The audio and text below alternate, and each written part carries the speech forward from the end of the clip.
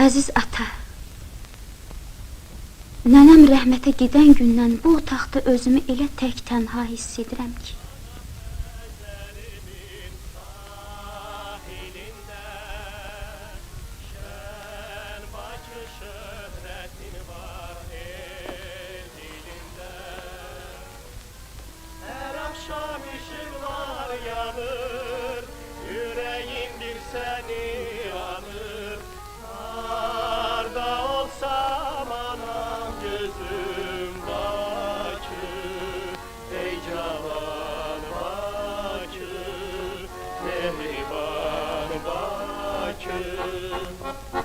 Bax necə göy xəzərin ləpələnir,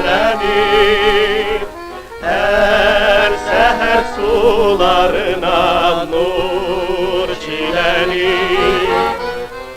Ey şirin nəğməli şəhər, bəxtəvər nəşəli şəhər, sən şəhərlər gözəlisən Bakı.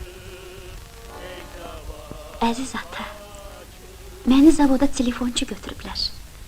Elə bilirəm ki, bu işin öhdəsindən gələcəyəm. Mənə pul göndərməyin. Bu yaxınlarda birinci maaşımı alacağım.